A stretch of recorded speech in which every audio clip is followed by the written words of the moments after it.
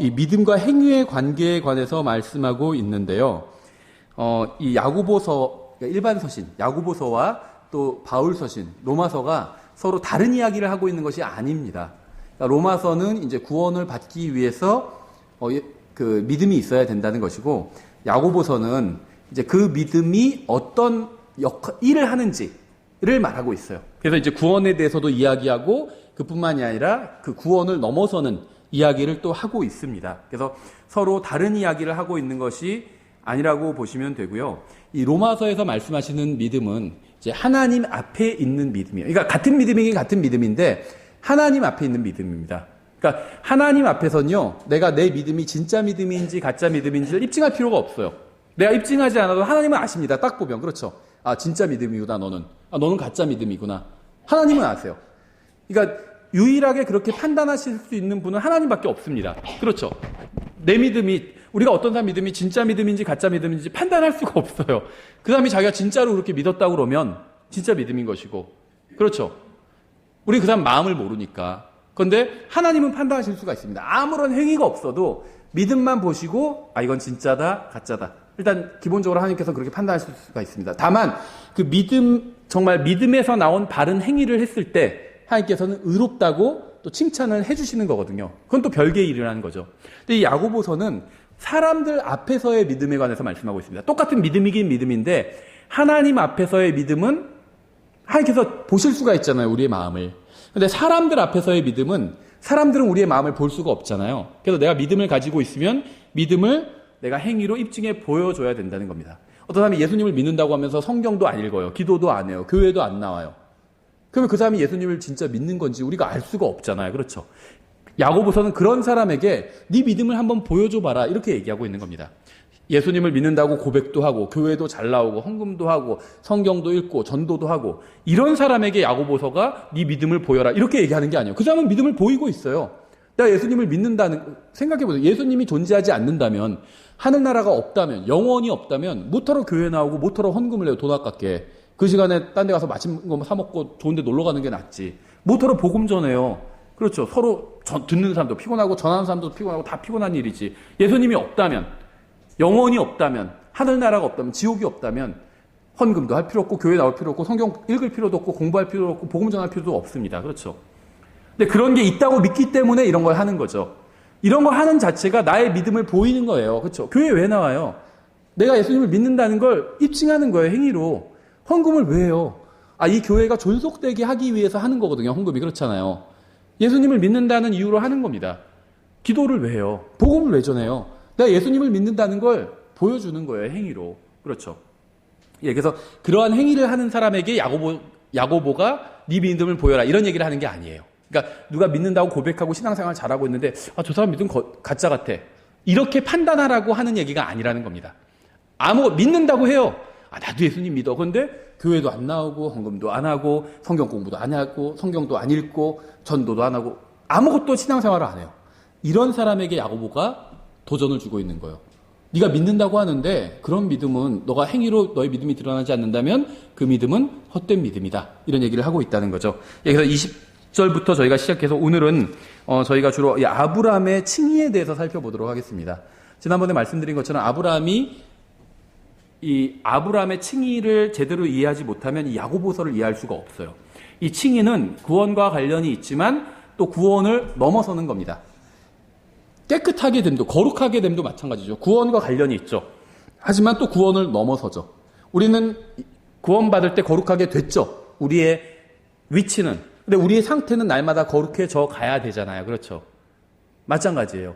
이 칭의라는 것도 하나님을 믿을 때 칭의, 의롭다함을 받게 됩니다. 근데 거기서 끝나면 안 돼요. 계속해서 의롭다함을 받아야 됩니다. 이게 중요해요. 그러니까 한 번 처음에 의롭다함을 받으면 구원을 받는 겁니다. 근데 그걸로 끝나는 것이 아니라 처음에 우리가 예수님을 믿을 때 의롭다함을 받았죠. 그럼 거기서 만족하고 끝나면 안 돼요. 계속해서 의롭다함을 받아야 돼요.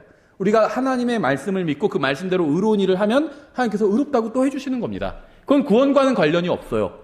의롭다고 그냥 해주시는 거예요. 칭찬해요. 그건 마치 그리스도의 심판석에서 상급을, 예수님의 말씀대로, 하나님 말씀대로 산 사람들에게 상급을 주시고 왕관을 씌워주시잖아요. 그것도 일종의 칭의나 마찬가지예요. 의롭다고 해주신 거예요. 그런 일종의 칭찬 같은 거죠. 그게 있어야 된다는 겁니다. 이것을 구분할 수가 있어야 돼요. 아브라함은 한 번만 칭의를 받지 않았거든요. 여러 번 받았습니다. 이제 오늘 그것을 좀 찾아보도록 하겠습니다. 예, 야고보서 2장 20절에 그러나 오 허무한 사람아, 이게 베인맨이라고 말씀드렸죠. 그 성경에서는 베인 페이스가 나오죠. 헛된 믿음. 근데 헛된 믿음을 가지고 있는 사람이 바로 헛된 사람이에요. 허무한 사람이에요. 영어로는 같은 표현이라고 말씀드렸죠. 이것은 뭐냐면 진짜 마음을 다해서 믿지 않은 겁니다. 그래서 진짜 믿음과 허무한 믿음의 차이는 뭐냐면 허무한 믿음은 생각으로만 자기가 하는 것을 믿음이라고 착각하는 게 허무한 믿음이에요. 헛된 믿음이에요. 그러니까 이 생각으로 동의하는 것, 이걸 지난 시간에 지적 동의라고 말씀드렸죠. 지적 동의는 나쁜 게 아닙니다. 먼저 지적 동의를 해야 돼요. 그 다음에 내가 지적으로 동의한 것을 마음으로 믿어야 됩니다. 그럼 이제 진실한 믿음이 되는 건데, 이 헛된 믿음이라는 건 지적 동의만 해놓고 이것을 자기가 믿었다고 착각하는 거예요. 그렇죠. 마치 뭐 정확한 설명일진 모르겠지만 앞에서 선생님이 뭐 문제풀이를 하면 딱 보고 자기도 풀 수 있다고 생각해요. 그런데 실제 풀어보면 못 풀어요. 그거는 풀 수 있는 게 아니죠. 실제 풀어야 돼요. 그렇죠. 그게 실제 본인이 실제 풀 수 있는 게 믿음이라면 선생님이 앞에서 설명해 주는 거 푸는 걸 보고 나도 풀 수 있을 것 같다. 이렇게만 착각하는 게 헛된 믿음이란 거죠. 나도 풀 수 있을 것 같은데 앞에 나와서 풀어보면 못 풀어요. 그러면 그건 못 푸는 겁니다. 그냥 내가 푼다고 착각하고 있는 거지. 그렇죠. 이게 이제 헛된 믿음이라는 거예요. 지적 동의는 믿음은 아니지만 믿음을 만들어 줄 수는 있습니다. 지적 동의는 나쁜 건 아니에요. 믿음을 만들어 줄 수가 있어요. 말씀을 듣는 것도 마찬가지죠. 말씀을 듣는 것 자체가 믿음은 아니지만 말씀을 들어야 믿을 수 있게 되잖아요. 그렇죠? 히브리서 11장 1절. 이제 믿음은 바라는 것들의 실체요 보이지 않는 것들의 증거니. 그러니까 드러나는 일을 통해서 그것을 만들어낸 믿음이 있다는 사실을 알 수 있다는 거죠. 4절에 믿음으로 아벨은, 히브리서 11장입니다. 4절에 믿음으로 아벨은 가인보다 더욱 뛰어난 희생물을 하나님께 드리고 그것으로 말미암아 자기가 의롭다는 증거를 얻었으니 하나님께서 그의 예물들에 대하여 증언하시느니라. 그가 죽었으나 믿음으로 여전히 말하고 있느니라. 가인과 아벨을 둘 다 어린 양에 대해서 알고 있었습니다. 이것이 바로 지적 동의예요. 가인과 아벨은 둘 다 하나님과 아담과 이브로부터 어린 양에 대해서 들었어요. 이때는 인구가 많던 시기가 아니에요. 가인도 직접 하나님께 나왔죠. 가인이 하나님을 모르는 사람이 아니었습니다. 생각해 보세요. 하나님께서 가인에게는, 아벨에게는 어린 양을 드려야 내가 받아준다 알려주고, 가인에게는 아무 말도 안 하셨을까요? 똑같이 알려주셨을 거예요. 그렇죠. 똑같이 알려주셨어요. 가인과 아벨에게. 그런데 아벨은 그 말씀을 믿고 그대로 행한 거죠. 가인은 그냥 하나님께서 말씀하시니까 지적으로는 동의를 했겠죠. 그런데 그렇게 행하지 않은 겁니다. 믿음이 없었던 거예요. 그래서 가인과 아벨 둘 다 하나님과 아담과 이브로부터 어린 양에 대해서 들었습니다. 둘 다 어린 양에 관한 하나님의 말씀을 들었어요. 아벨은 자신이 들은 하나님의 말씀을 마음을 다해서 믿었습니다. 그래서 그는 그의 믿음에서 어린 양을 희생물로 드리는 행위가 나온 거예요. 그렇죠. 이것이 바로 야고보서 2장에서 말씀하시는 믿음입니다. 생각해 보세요. 가인은 구원받지 못했고, 이 가인과 아벨이 종교와 복음을 상징하죠. 가인은 구원받지 못했고 아벨은 구원받았죠. 그럼 생각해 보세요. 가인은 하나님 앞에서 무엇으로 나왔죠? 행위로 나왔어요. 그렇죠. 아벨은 무엇으로 나왔죠? 아벨. 믿음으로 나왔죠. 근데 믿음으로, 이 히브리서 11장에선 바로 이러한 것들이 참된 믿음이다. 이걸 설명해 주고 있는 거죠. 신약의 이야기예요. 이게 구약의 이야기가 아니라는 겁니다. 그러니까 구약 성경에 나온 거지만 신약 성경과 일맥상통하는 이야기라는 거예요. 근데 아벨이 하나님 앞에 아무것도 가지고 오지 않았을까요? 아니면 무엇인가를 갖고 왔을까요? 갖고 왔어요. 근데 그러면 아벨이 이게 행위로 하나님 앞에 나온 건가요? 한번 생각해 보세요. 가인은 행위로 나왔죠. 근데 아벨은 행위로 나왔을까요? 믿음으로 나왔을까요? 믿음으로 나왔죠. 근데 믿음으로 나온다는 게 빈손으로 나온 건 아니라는 거죠. 하나님의 말씀, 여러 번 말씀드리지만 성경에서 말씀하시는 믿음은 항상 하나님의 말씀을 믿는 게 믿음이에요. 자기가 옳다고 생각하는 걸 믿는 건 그건 믿음이 아닙니다. 그건 성경에서 말씀하시는 믿음이 아니에요. 하나님께서 말씀하시지 않는 것을 믿는 것은 불신입니다. 그렇죠. 부처를 열심히 믿어요. 그건 불신이에요. 오히려 하나님 앞에서는. 그렇죠. 그러니까 성경에서 말씀하시는 걸 믿는 게 믿음이고 성경에서 말씀하시지 않는 걸 믿는 건 아무리 열심히 세게 강하게 믿어도 그거는 불신이라는 거죠. 가인은 믿음이 아니라 불신으로 나온 거예요. 자기 확신으로 나왔어요. 자기 자체는 확신을 갖고 있었어요. 내가 열심히 일해서 이 농산물을 가득 실은 수레를 끌고 하나님 앞에 나온 거죠. 내가 이렇게 노력해서 하나님께서 바치니까 하나님께서 받아주시겠지. 그건 자기 생각이에요. 하나님께서는 그런 말씀을 하신 적이 없어요. 그렇죠. 아벨은 불신으로 나왔습니다. 근데 가인은 믿음이 있었죠. 그래서 어떻게 했죠? 어린 양에 대한 믿음이 있었죠. 하나님께서 어린 양을 통해서 나오면 용서해 주시고 받아주신다는 믿음이 있었어요. 그래서 어린 양을 가지고 나온 겁니다. 하나님 앞에. 이게 믿음이란 거예요. 성경, 신약, 구약에서 말씀하시는 게 아니라 신약 성경, 히브리서는 신약이잖아요. 신약 성경에서 말씀하시는 믿음이 바로 이런 믿음이란 거예요. 믿음은 행위를 품고 있다는 겁니다. 이게 행위로 구원받았다는 말이 아니에요. 믿음으로 구원받은 거예요. 근데 믿음은 그 안에 행위가 들어있다는 거예요. 행위가 없는 믿음은 없어요. 그렇죠. 엄마는 아이를 사랑하잖아요. 그렇죠. 이것도 행위를 품고 있거든요. 행위를 품고 있지 않은 건 없어요. 아이를 사랑해서 하기 때문에 젖을 주고 밤에 일어나서도 또 막 기저귀도 갈아주고 젖을 주고 계속 그렇게 하는 거잖아요. 행위가 있다는 거예요. 그 사랑 안에는. 믿음 안에도 마찬가지예요. 그 믿음 안에도 행위가 있어요. 사랑하지만 젖 주긴 싫다. 젖 안 줘야지. 이렇게 생각하는 사람 없다는 겁니다. 그건 사랑이 아니에요. 그렇죠. 믿음도 마찬가지예요. 아벨이 하나님 믿습니다. 믿기 때문에 저는 믿음은 행위와 반대니까 저는 아무것도 가지고 나오지 않았습니다. 믿음으로만 나왔습니다. 이렇게 한다면 그건 믿음이 아닌 거죠. 오히려. 성경에서 말씀하시는 참된 믿음은 행위가 바로 나온다는 겁니다. 그러니까 일종의 믿음은 나무와 같아요. 행위는 열매와 같습니다. 그럼 나무와 열매가 서로 상반되는 게 아니잖아요. 사과나무와 사과가 서로 상반되는 게 아니잖아요. 같이 협력해서 일을 하는 거거든요. 사과 열매가 없어도 나무라는 거에 있어서는 합격한 겁니다. 그렇죠? 그러니까 이거나 마찬가지예요. 구원받으려면 나무가 있어야 된다. 묘목을 갖고 왔어요. 그럼 합격한 겁니다. 그런데 이 나무가 이제 정상적인 나무라면 거기서 열매가 맺히겠죠. 그래서 이게 나무와 열매의 관계나 마찬가지예요. 믿음과 행위의 관계는 서로 상반적인 게 아니란 겁니다. 이걸 제대로 알고 있지 못하기 때문에 영적으로 제대로 성장하지도 못하고 어떤 희생과 섬김이 전혀 없는 거예요. 이게 진정한 영적 성장이 있기 위해서 하나님의 말씀을 알아야 되죠. 배워야 됩니다. 하지만 거기서만 끝내서는 안 돼요. 희생이 있어야 돼요. 희생이. 그래야지 성장할 수가 있는 겁니다. 그렇죠. 왜냐하면요.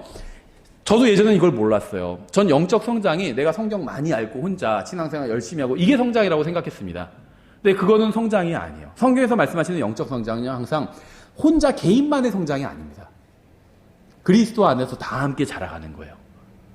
어디를 보세요. 성경. 어디를 봐도 서신서에 나온 사도 바울이 말하는 어떤 성장, 자라게 하려 함이라 했을 때 혼자 어떤 사람 혼자만 뛰어서 자라는 그걸 성장이라고 부르지 않는다는 거예요. 다 같이 자라나야 돼요. 다 같이. 근데 다 같이 자라나기 위해서는 어떻게 해야 되는지 아세요? 희생이 있어야 돼요. 희생이. 한 가정이 자라가려면 어떻게 해야 될까요? 희생이 있어야 돼요. 희생 없이 자랄 수 있는 가정은 아무것도 그런 가정은 없어요. 아이들이 자라야 되죠. 태어난 아이들이. 그럼 가정이 점점 성장해 가는 거죠. 아이들이 잘 자라서 아주 튼튼한 청년으로 자라서 좋은 일꾼으로 자라고 그럼 그 가정이 그만큼 성장한 거죠. 근데 그렇게 되기까지는 엄마 아빠가 희생을 해야 되잖아요. 그렇죠. 마찬가지로 교회도 똑같습니다. 희생이 있어야 돼요. 그래야지 교회 전체가 그리스도의 몸 전체가 자라갈 수 있는 겁니다. 그렇죠. 그래야 나도 자라갈 수가 있는 거예요. 나는 그 그리스도의 몸에 속한 한 사람이잖아요. 다른 사람들 다 성장하지 않고 나만 성장하면 어떻게 되죠? 예를 들면 내가 그리스도의 몸에서 새끼손가락이에요. 새끼손가락 하나만 성장하면 어떻게 되죠? 아기가 몸은 그대로인데 새끼손가락만 어른보다 더 커요. 그럼 우린 그걸 보고 와, 참 대단하다 이러진 않잖아요. 그렇죠? 이상하다 그러잖아요. 이상하다. 얘 문제 있는 거 아니야? 병원에 가야 되잖아 이러죠. 마찬가지예요. 다 성장해야 돼요. 이게 성경에서 말씀하시는 참된 성장이에요. 그래서 성경에서도 항상 신약 성경에서 다 그런 건 아니지만 대부분의 경우에 있어서 편지를 교회에 보내잖아요. 교회에 함께 모여야 돼요. 함께 성장해 나가야 됩니다. 이게 정상적인 그리스도인이에요. 교회에 모이지 않으면 구원도 못 받은 거다. 이런 말을 하는 게 아닙니다. 구원은 예수님을 개인의 구원자로 받아들이면 구원은 받아요. 근데 영적 성장은요. 교회로 함께 모여야 됩니다. 그게 영적 성장이기 때문이에요. 그래서 사도 바울은 교회들에게 편지를 썼다는 거죠. 다 같이 성장해 나가야 돼요. 우리가 구원받았다면 영원히 묶여 있어요. 좋든 싫든 묶여 있습니다. 예수 그리스도의 몸이에요. 우리는 영원히 함께 살 겁니다. 영원히 새 예루살렘에서 같이 이웃이 돼서 함께 살 거예요. 새 예루살렘이 하나의 도시고 하나의 어떻게 보면 건물이거든요. 그 자체가 하나의. 그 안에 집들이 있어요. 방들이. 거기서 우리는 같이 살 거예요. 다 같이. 같이 성장할 수밖에 없어요. 그리고 그게 하나님께서 원하시는 것입니다. 믿음은 희생이 있어야 돼요. 아벨은 믿음은 행위가 있다는 거죠. 아벨은 행위를 갖고 왔어요. 어린 양을 갖고 왔다는 거죠. 어린 양을 믿습니다 하고 혼자 오지 않았다는 거예요. 그건 믿음이 아니에요. 근데 이걸 착각하고 있어요. 많은 사람들이. 자기가 그냥 머리로 그렇게 생각하는 것. 아, 교회가 예를 들면 성장해 나가야 되고, 그러려면 누가 희생을 해야 되고, 그렇게만 알고 있어요. 그게 지적 동의라는 겁니다.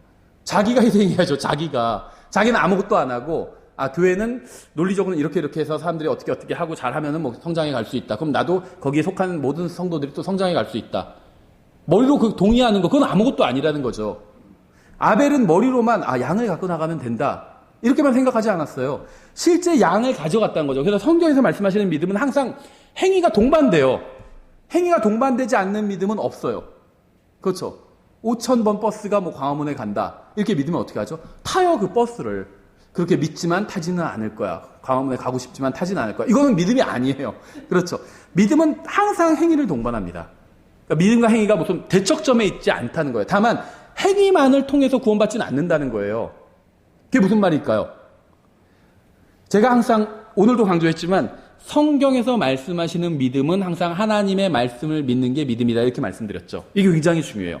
행위만을 통해서 구원받지 않는다는 건 뭐냐면 자기가 어떤 성경에도 없는 걸 자기가 막 그냥 열심히 행하면 구원해 주시는 게 아니라는 겁니다. 성경에서 말씀하시는 걸 믿는 것이 믿음이고 그 믿음은 항상 행위가 동반된다는 거예요. 딸려와요. 그냥 열심히 먹으면은 나무가 열심히 자라면 자연스럽게 열매를 맺히잖아요. 행위가 그렇다는 거예요. 자연스럽게 열매를 맺힌다는 겁니다. 다 그래요. 성경에서 설명하는 게 5절에서도 믿음으로 에녹은 옮겨져서 죽음을 보지 아니하였으니 하나님께서 그를 옮기셨으므로 그들이 찾지 못하였느니라. 그는 옮겨지기 전에 하나님을 기쁘게 하였다는 이 증언을 가졌느니라. 믿음으로 이렇게 했대요. 에녹은 의의 설교자였습니다. 그는 다가오는 심판에 관해서 설교했죠. 그는 다가오는 형벌을 피할 방법에 관해서 설교했습니다. 에녹의 시대에 살던 사람들은 머리로는 하나님에 대해서 알고 있었어요. 그들은 하나님께서 아담과 이브에게 어떻게 행하셨는지 알고 있었고 가인에게 어떻게 행하셨는지도 알고 있었습니다. 그들은 하나님의 심판에 관해서 알고 있었어요. 그들은 하나님께서 어떻게 어린 양의 가죽으로 아담과 이브에게 코트를 만들어 주셨는지도 알고 있었습니다. 하나님께서 어떻게 아벨을 받아주셨는지도 알고 있었어요. 그들은 하나님의 은혜에 대해서도 알고 있었습니다. 그들은 지적 동의를 했고 에녹이 선포하는 하나님의 말씀도 들었습니다. 에녹은 홍수가 나기 전에 믿음으로 하나님을 기쁘시게 해드렸죠. 이게 진짜 믿음이라는 거예요. 어떻게 기쁘시게 해드릴 수 있을까요? 행위가 있었던 거예요. 행위가. 그렇죠. 7절 믿음으로 노아는 아직 보지 못한 일들에 대해 하나님으로부터 경고를 받고 두려움으로 움직여 믿음으로 움직였다고 하잖아요. 믿음은 행위가 있어요. 두려움으로 움직여 방주를 예비함으로. 그러니까 어떤 행위만으로 구원받을 수는 없는 겁니다. 믿음으로 구원받아요. 근데 그 믿음 안엔 행위가 들어있어요. 그건 행위로 구원받았다는 게 아니에요. 믿음으로 구원받은 건데 참된 믿음은 행위를 품고 있다는 거죠. 경고를 받고 두려움으로 움직여 방주를 예비함으로 자기 집을 구원하였으니 그것으로 말미암아 그는 세상을 정죄하고 믿음으로 말미암는 의의 상속자가 되었느니라. 노아는 믿음으로 방주를 만들었죠. 20절에 믿음으로 이삭은 다가올 일들에 관하여 야곱과 에서를 축복하였으며 이삭은 믿음으로 아들들을 축복했습니다. 그는 믿음으로 무엇인가를 행한 거예요. 21절 믿음으로 야곱은 죽을 때 요셉의 아들들을 축복하고 자기 지팡이 머리에 의지하여 경배하였으며 믿음으로 요셉은 죽으면서 이스라엘을 자손들이 떠날 것에 대하여 말하고 자기 뼈들에 관해 명령을 주었느니라. 믿음으로 모세의 부모는 그가 태어났을 때 석 달 동안 그를 숨겼으니 그가 특이한 아이인 것을 그들이 보고 왕의 명령을 두려워하지 아니하였느니라. 믿음으로 모세는 나이가 들었을 때 파라오의 딸의 아들이라 불린 것을 거절하고. 그러니까 야곱과 요셉과 모세의 부모와 모세는 모두 믿음으로 무엇인가를 행했습니다. 이들이 가지고 있던 믿음은 단순한 지적 동의나 헛된 믿음이 아니라 마음을 다하여 믿는 진정한 믿음이었어요. 그러니까 성경이 말씀하시는 믿음은 단순히 하나님의 말씀을 들어서 무엇인가를 알고 있는 것이 아니라 자신이 들은 것을 믿고 그대로 행하는 것이에요. 그렇죠? 예를 들면 내 옆에 있는 사람이 예수님을 안 믿어요. 직장 동료가 있는데 친구가 있는데 예수님을 안 믿어요. 그럼 우리는 그 사람이 지옥에 간다는 걸, 죽으면 지옥에 간다는 걸 알고 있죠. 첫 번째. 두 번째는 그 사람이 언제라도 죽을 수 있다는 걸 알고 있어요. 그렇죠? 모든 사람은 다 언제든지 죽을 수가 있어요. 그렇죠? 이걸 알고 있는 것과 이걸 믿고 있는 건 다르거든요. 알고 있는 거는 알고만 있으면 복음을 안 전할 수도 있어요. 아, 그래 맞아. 이 사람 죽으면 지옥 가. 예수님 안 믿으니까. 그럼 언제든지 사람은 죽을 수 있어. 그리고 복음을 전하지 않아요. 이건 알고 있는 거예요. 지적 동의예요. 믿으면요. 복음을 전해요. 그렇죠? 왜냐하면 이 사람 진짜 죽으면 지옥 간다는 걸 믿고 있기 때문에. 그러니까 믿음과 지적 동의는 지적 동의에선 행위가 안 나와요. 지적 동의가 잘못된 건 아니지만 거기서 행위가 안 나와요. 믿음은 행위가 나와요. 이게 성경이 말씀하시는 믿음은 그렇다는 거예요. 항상 행위가 났어요. 성경 어디를 봐도 믿는 사람이 가만히 있었던 사람은 없습니다. 믿고 구원받고 나서 하나님을 위해서 다 살았어요. 삶이 변했어요. 행위가 변하다 보니까 삶까지 다 변해버린 거죠. 성경이 말씀하시는 믿음은 단순히 하나님의 말씀을 들어서 무엇인가 알고 있는 것이 아니라 자신이 들은 것을 믿고 그대로 행하는 것이죠. 만일 무엇인가를 듣고도 그대로 행하지 않는다면 그것은 믿음이 없는 겁니다. 그렇죠. 간단해요. 내가 믿음이 있는지 없는지. 이건 구원받고 나서 믿음으로 살아야 되잖아요. 그런데 내가 그리스도인에게 합당한 믿음이 없는지 스스로 확인해 볼 수가 있어요. 성경 아는 것을 내가 행하지 않으면 믿음이 없는 겁니다. 그냥 그건 머리로만 알고 있는 거예요. 근데 내가 그 알고 있는, 배워서 아는 것들이 있잖아요. 어떻게 살아야 된다는 것. 그대로 내가 실제 살아요. 그건 믿음이 있는 거예요. 그렇죠. 지금 그 믿음에 대해서 성경 말씀하고 있습니다. 따라서 사람이 자신이 믿음을 가지고 있다고 하면서 아무런 행위가 없다면 그는 진실을 말하는 것이 아닙니다. 왜냐하면 믿음은 반드시 행위를 동반하기 때문이에요. 이거나 똑같아요. 내가 너 사줄게. 밥 사줄게. 나 돈 없는데. 그러니까, 걱정하지 마. 내가 사줄게. 저기서 원하는 거 시켜 먹어. 그 다음에 시켰는데 돈은 안 줘요, 계속. 이게 믿음이 없다는 거예요, 말하자면. 행위가 없는 거죠. 그렇죠. 헛된 믿음, 빈말인 거예요. 히브리서 11장은 믿음을 가지고 있는 사람은 반드시 무엇인가를 행한다는 사실을 예를 들어가면서 증언하고 있어요. 그렇죠. 믿음은 항상 행위라는 실체를 가지고 있습니다. 들은 것을 믿는다면 그대로 행하게 되고 행하지 않는다면 믿지 않는 거예요, 그건. 에베소 2장 8절 너희가 믿음을 통해 은혜로 구원을 받았나니 그것은 너희 자신에게서 난 것이 아니요 하나님의 선물이니라. 은혜로 구원받았다는 말의 의미는 하나님께서 은혜를 베풀어 주지 않으시면 누구도 하늘나라에 들어갈 수 없다는 것입니다. 믿음을 통해 구원받았다는 말의 의미는 하나님 앞에서 자신의 죄를 회개하고 예수 그리스도를 구원자로 믿는 것을 의미합니다. 이렇게 성경대로 구원받은 사람은 그가 가지고 있는 믿음에서 하나님을 기쁘시게 하는 선한 행위가 나오게 돼요. 하나님을 믿어야 구원받는다 라고 믿으면 실제로 하나님을 믿습니다. 그럼 그것이 하나님을 대단히 기쁘게 한다는 거죠. 칼빈주의자들은 모든 것이 하나님의 주권적인 은혜로 인한 결과이기 때문에 사람이 할 일은 아무것도 없다고 주장합니다. 또 다른 부류의 사람들은 하나님의 은혜로 구원받았기 때문에 무엇인가를 행할 필요가 없고 구원받은 사람이 주님을 기쁘시게 하는 무엇인가 선한 일을 해야 한다는 것은 율법주의라고 주장합니다. 둘 다 잘못된 거죠. 이러한 생각은 모두 다 잘못된 것들이에요. 성경에 의하면 자신이 믿음을 가지고 있다고 하면서 아무것도 하지 않으면 그것은 믿음이 없는 것입니다. 아무것도 행하지 않는 믿음이란 존재하지 않기 때문이에요. 다시 야고보서 2장으로 돌아가서 21절 우리 조상 아브라함이, 이제 아브라함 얘기가 나오네요. 자기 아들 이삭을 제단 위에 드릴 때 행위로 의롭게 되지 아니하였느냐 이렇게 말씀하고 있죠. 많은 근본주의와 복음주의 설교자들이 이 구절에서 얼어버려요. 어떻게 된 거지? 가만히 있어봐. 로마서에서 분명히 믿음으로 의롭게 되었다고 했는데 여기서 행위로 의롭게 되지 아니하였느냐 반대되는 말이 나왔다는 거죠. 그러니까 믿음과 행위의 관계를 이해하지 못하니까 믿음과 행위가 반대라고 생각해요. 그래서 이상하다. 왜 행위로 의롭게 된다고 그러지? 그러니까 첫 번째 이 구절을 보고 당황하는 이유가 첫 번째 믿음과 행위가 반대라고 생각하기 때문이에요. 믿음은 행위를 품고 있는데 그게 아니라 믿음 따로 행위 따로라고 생각하기 때문에 당황하는 거. 두 번째는요. 이게 구원에 관한 말씀이라고 생각합니다. 근데 이건 구원에 관한 말씀이 아니에요. 이 의롭게 됨이라는 건요. 구원을 뛰어넘는 일입니다. 구원과 관계가 없는 건 아니지만 구원을 뛰어넘어요. 아브라함은 하나님 앞에서 의롭게 되었습니다. 한 번. 그리고 또 두 번째 의롭게 된 거예요. 그뿐만 아니라 세 번째 또 의롭게 됩니다. 제가 다 찾아 오늘 보여드릴게요.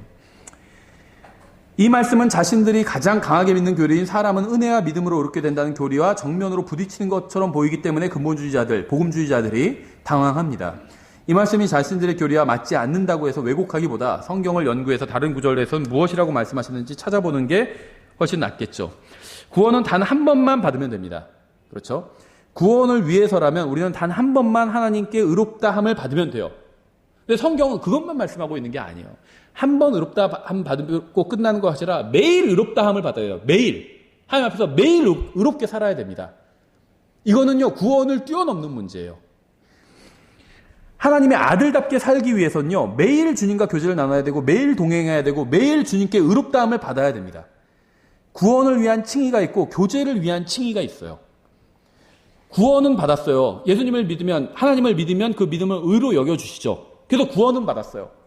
그런데 의롭다함을 받았는데, 그다음부터 의롭지 않게 살아요. 그럼 하나님과 교제가 안 돼요. 그렇죠? 수준이 안 맞아서 교제가 안 돼요. 그러면 그 다음에 어떻게 해야 되냐? 그 다음에 의롭게 살아야 돼요. 하나님의, 어떻게 하면 의롭게 살 수 있죠? 하나님의 말씀을 믿으면 의롭게 살 수 있어요. 믿고 그 말씀대로 사는 거예요. 그럼 하나님께서 어떻게 하시죠? 의롭다 해주시는 거예요. 교제가 되는 거예요. 이건 구원 문제가 아니에요. 구원을 뛰어넘는 문제라는 거죠. 우리가 하나님 앞에서 믿음으로 옳은 일을 행하면 그때마다 하나님께서 우리를 의롭다고 해주실 겁니다. 저는 예수 그리스도를 믿을 때 하나님께 의롭다함을 받았고 주님 앞에서 영원히 의로운 사람이 되었습니다. 단 한 번 그렇게 되었어요. 모든 사람은 다 이렇게 구원을 위한 칭의는 단 한 번만 받게 됩니다. 하지만 하나님의 말씀을 믿고 그대로 행하면 그때마다 주님께서는 의롭다고 선언해 주시고 주님의 심판의 책에 기록해 주실 겁니다. 우리는 예수님을 믿을 때 의롭다함을 받고 구원받았지만 그리스도의 심판석에 서서 또 다른 심판을 받아야 돼요. 그곳에서 어떤 행위는 불의하다는 판정을 받고 어떤 행위는 그래서 불타버릴 거고 어떤 행위는 의롭다는 판정을 받고 보상을 받게 될 겁니다.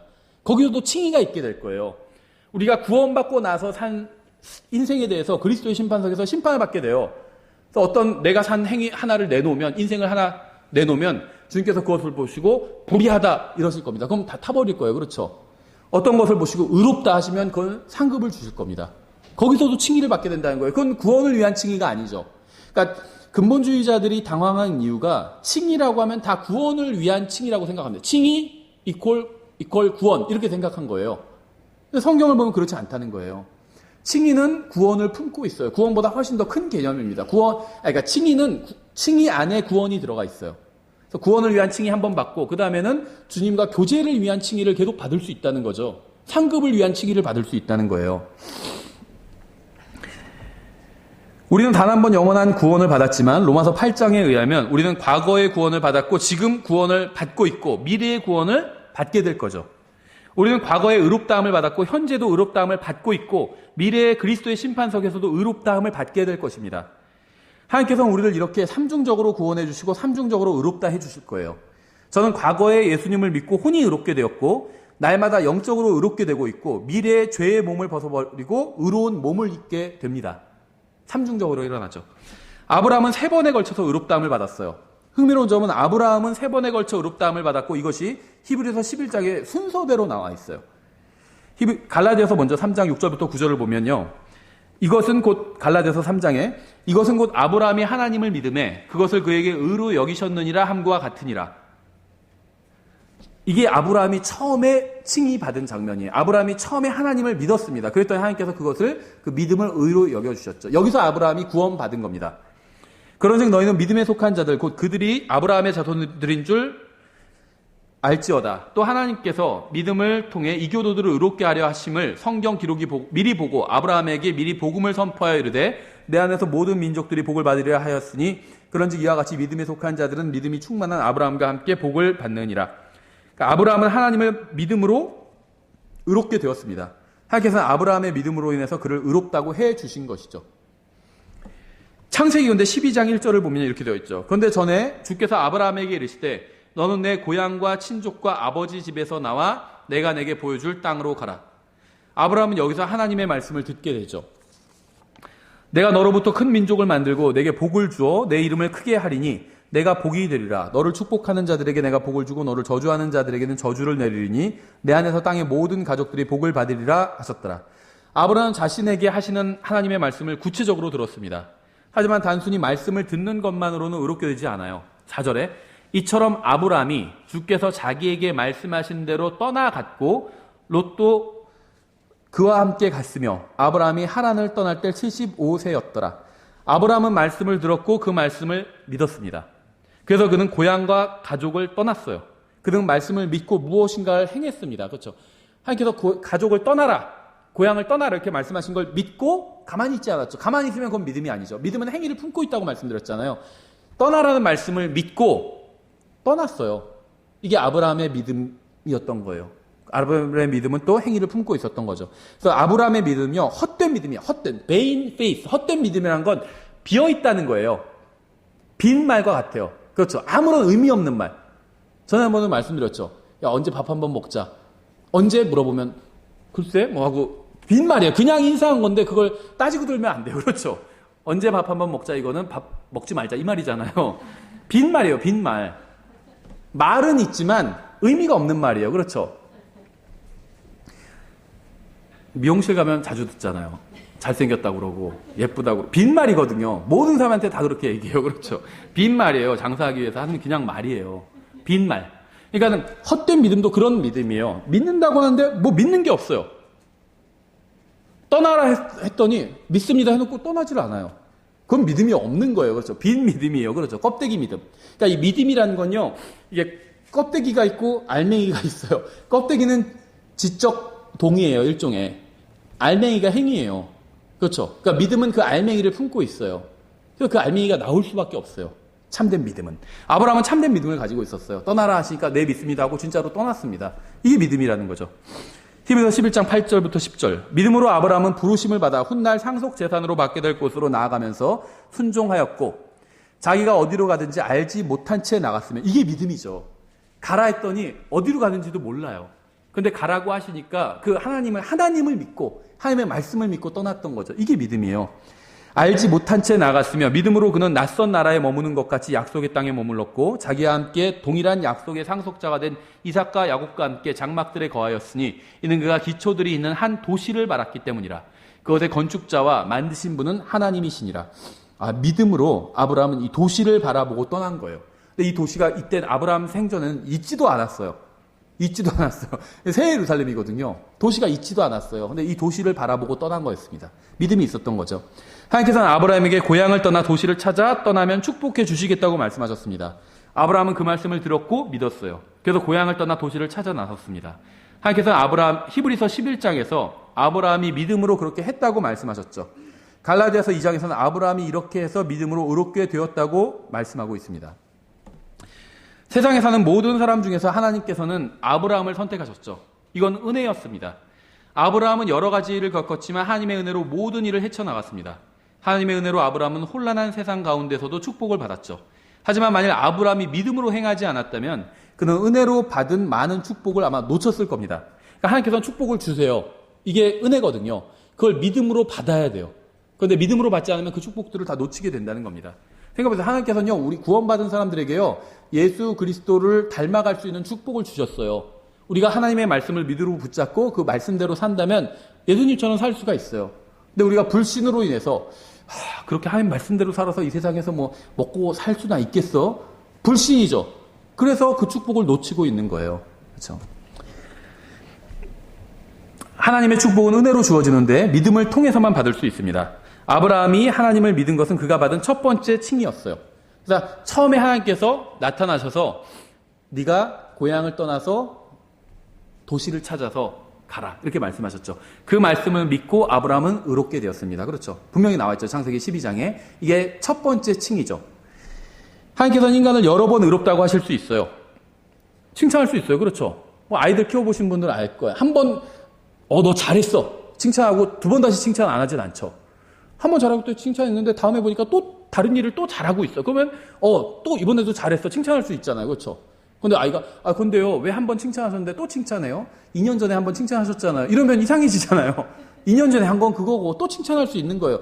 하나님도 마찬가지예요. 자꾸 칭의는 단 한 번만이다 이렇게 교리를 만들어 놓고 여러 번 나오니까 막 당황하는 거예요. 그럴 필요가 없다는 거죠. 어디 성경에서 칭의는 한 번뿐이다 이런 말이 어디 있어요? 칭의 이퀄 구원이 아니라는 거예요. 칭의를 받은 사람은 구원 받았어요. 하지만 칭의는 여러 번 받을 수가 있습니다. 첫 번째 칭의 받을 때 구원을 받게 돼요.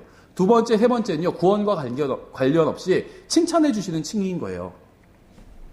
아브라함이 받은 두 번째 칭의는요, 로마서 4장에 기록되어 있어요. 4장 9절부터 11절이죠. 그러면 이 복된 일이 할례자에게만 임하느냐, 혹은 무할례자에게도 임하느냐? 이는 그분께서 아브라함에게 믿음을 의로 간주하셨다고 우리가 말하기 때문이라.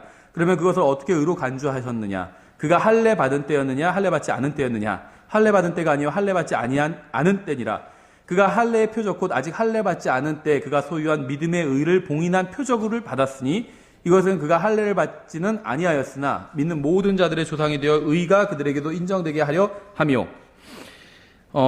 갈라디아서 2장 16절에 사람이 율법의 행위로 의롭게 되지 아니하고 오직 예수 그리스도의 믿음으로 되는 줄 알므로 우리도 예수 그리스도를 믿었나니 이것은 우리가 율법의 행위가 아니라 그리스도의 믿음으로 의롭게 되고자 함이라. 율법의 행위로는 어떤 육체도 의롭게 될 수 없느니라. 어느 누구도 율법의 행위로는 의롭다함을 받을 수 없습니다. 율법으로는 그 무엇도 완전하게 할 수가 없어요. 그러니까 사람들은 바르게 나누지 않아서 성경을 정확히 이해하지 못하는 겁니다. 휴거와 재림의 차이를 구분하지 못하고 하나님의 왕국과 하늘의 왕국의 차이를 구분하지 못합니다. 바르게 나누지 않으면. 또 행위와 율법을 구분하지 못해요. 성경을 제대로 이해하지 못하는 사람들은 야고보서 2장이 행위에 대해 다루고 있는데 율법의 행위로는 구원받을 수 없기 때문에 따라서 야고보서 2장은 신약교회의 교리가 될 수 없다는 결론을 내버려요. 야고보서 2장에서 어디서 율법의 행위 얘기한 적이 있나요? 율법도 행위가 있어요. 율법의 행위가 있습니다. 율법에 기록된 걸 그대로 행하는 게 율법의 행위죠. 성경은요, 율법의 행위로는 구원받을 수 없다고 말씀하고 있어요. 그럼 뭘로 구원받을 수 있냐? 믿음으로 구원받을 수 있는데 그 믿음에는 믿음의 행위라는 게 있다는 겁니다.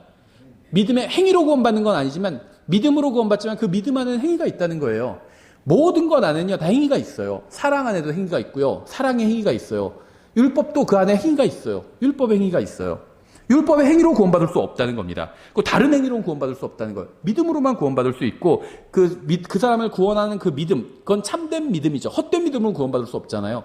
참된 믿음 안엔 알맹이가 가득 차 있다는 겁니다. 행위가 가득 차 있다는 거예요. 야고보서 2장의 주제는 행위가 아닌 행위를 생산해내는 믿음이에요. 아브라함은 행위를 생산해내는 진짜 믿음으로 의롭게 되었습니다. 그가 받은 칭의는 율법과는 아무런 관련이 없었어요. 율법의 모든 행위는 구원과 전혀 관련이 없었죠. 하지만 참된 믿음은 언제나 행위를 생산해냅니다. 좀 긴데 로마서 4장 12절부터 22절에 또 할례자들에게 속할 뿐만 아니라 또한 우리 조상 아브라함이 아직 할례 받지 않을 때에 소유한 그 믿음의 발자취를 따라 걷는 자들에게 할례의 조상이 되려 함이라. 그가 세상의 상속자가 되리라고 하신 그 약속을 아브라함에게나 그의 씨에게나 율법을 통해 주어지지 아니하고 믿음의 의를 통해 주어졌느니라. 만일 율법에 속한 자들이 상속자가 되면 믿음은 헛것이 되고 그 약속은 효력을 잃게 되느니라. 이는 율법이 진노를 이루기 때문이니 율법이 없는 곳에는 범법도 없느니라. 그러므로 그것이 은혜로 되게 하려고 믿음에서 나나니 그 목적은 그 약속을 모든 씨에게 확고하게 하려 하심이라. 그것은 곧 율법에 속한 자들에게만 아니라 아브라함의 믿음에 속한 자들에게 그 약속을 확고하게 하려 하심이니 그는 하나님 앞에서 우리 모두의 조상이라. 이것은 기록된 바 내가 너를 많은 민족들의 조상으로 삼았느니라 하신가 같으니 그가 믿은 하나님은 죽은 자들을 살리시며 없는 것들을 마치 있었던 것처럼 부르시는 이시니라. 그가 바랄 수 없는 가운데 바라면서 믿었으니 이것은 내 씨가 이와 같으리라 하신 것대로 그가 많은 민족들의 조상이 되려 함이라. 그가 100세쯤 되었을 때 이제 두 번째 칭의 받는 장면이에요. 아브라함이 처음 칭의를 언제 받았죠? 하란에 있을 때 고향을 떠나라고 하셨을 때 그 고향을 실제 떠났을 때 칭의 받았죠. 그게 첫 번째 칭이고 두 번째 칭의 받는 장면이죠. 언제 두 번째 칭을 받냐면요. 이제 이삭이 너에게서 태어날 것이다 이렇게 말씀하셨을 때 그 말씀을 믿었습니다. 99세 때 그 말씀을 믿은 거예요. 네가 아들을 낳을 것이다 말씀하시는데 인간적으로 불가능하잖아요. 99세인데 어떻게 아들을 낳아요? 그런데 하나님께서 낳으리라 하시니까 그 말씀을 믿은 겁니다.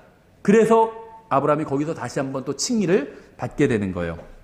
그가 100세쯤 되었을 때에도 믿음이 약해지지 아니하고 이제는 죽은 자기 몸을 고려하지 아니하고 또 사라의 태가 죽은 것도 고려하지 아니하였으니 그러니까 사라도 아이를 낳을 수 없고 아브라함도 아이를 낳을 수 없고 아이 낳을 수 없는 두 사람이 만나서 아이를 낳았다는 거죠.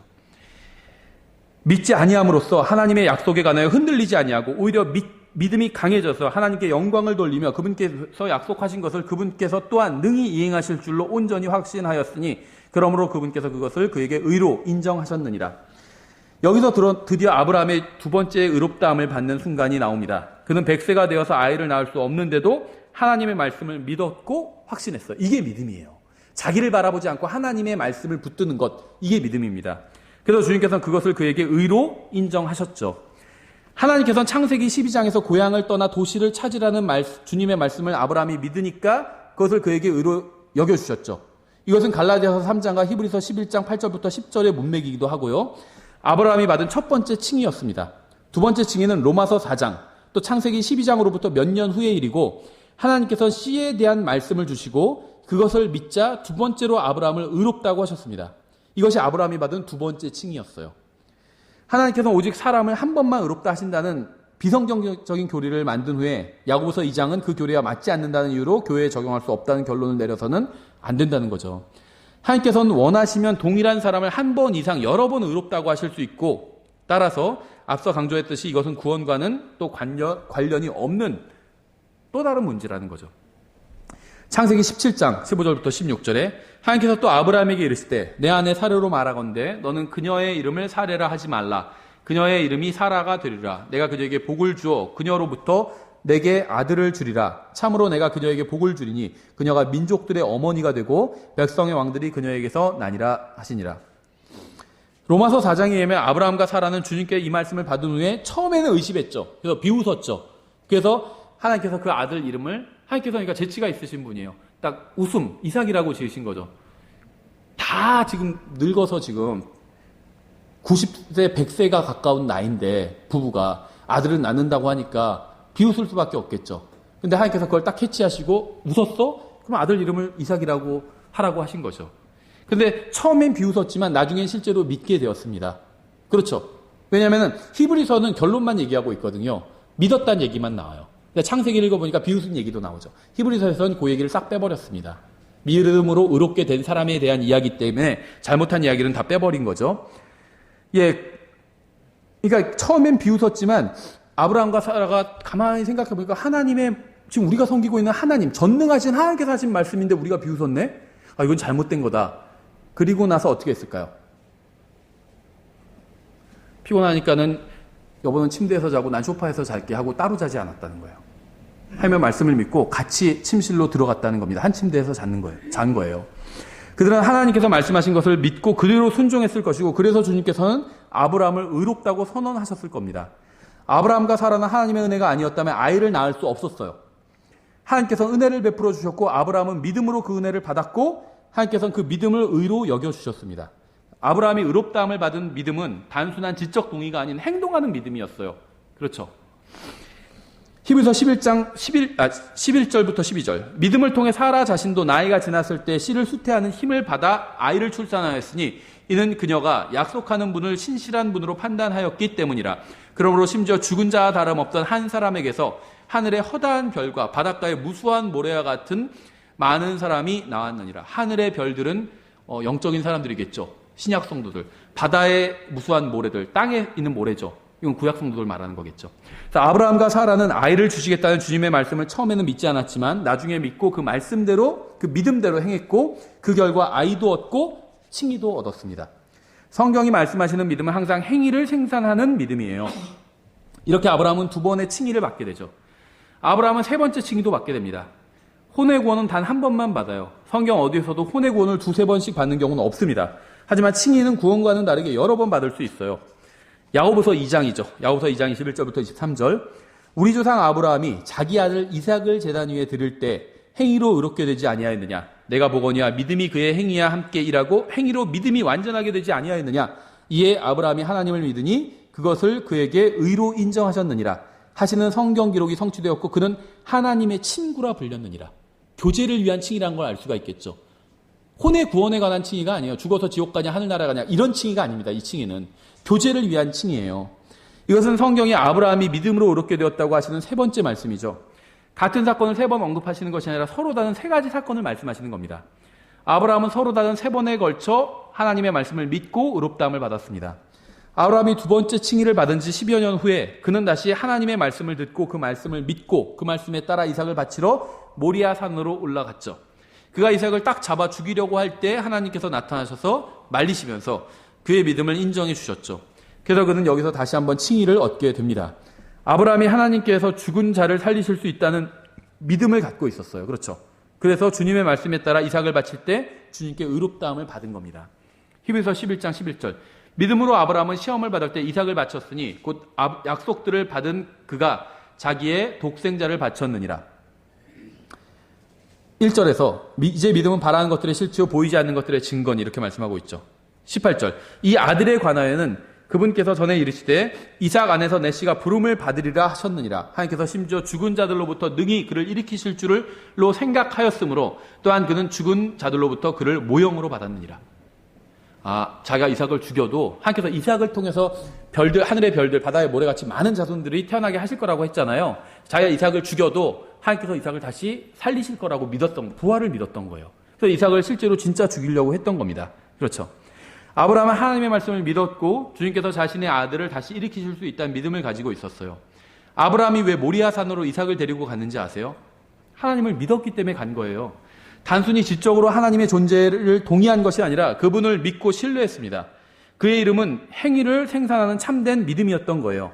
이렇게 믿음은 항상 행위를 동반합니다. 다시 야고보서 2장으로 돌아가겠습니다. 내가 보거니와 22절 믿음이 그의 행위와 함께 일하고 행위로 믿음이 완전하게 되지 아니하였느냐. 야고보는 사람들이 믿음과 지적 동의를 혼동한다는 사실을 잘 알고 있었습니다. 교회는 많아요, 그런 사람들이. 야고보의 시대에도 그랬고 지금 이 시대에도 그렇습니다. 심지어 킹제임스 성경 믿는 바른 성경, 바른 교리를 믿는다고 하는 독립침례 교회 내도요 많아요. 지적 동의하는 걸 자기 믿음이라고 착각하는 경우가 너무 많아요. 그래서 야고보서가 특히 우리에게 필요한 서신이에요. 하나님의 은혜로 이삭이 태어났고 하나님의 은혜로 이삭을 바치려 했고 하나님의 은혜로 이삭은 살아서 돌아왔어요. 그리고 이 모든 것은 믿음을 통해서 이루어진 거죠. 14절 내 형제들아 사람이 자기가 믿음이 있다고 말하면서 행위가 없으면 그것은 무슨 유익을 주느냐. 다시 말하면 믿음이 없는 행위는 뭐죠? vain faith, 헛된 믿음이에요. 그렇죠? 믿음이 그를 구원할 수 있겠느냐. 여기서 말하는 믿음은 참된 믿음이 아니죠. 성경은 믿음이 사람이 믿음으로 의롭게 된다, 믿음으로 구원받는다 그렇게 말씀하고 있어요.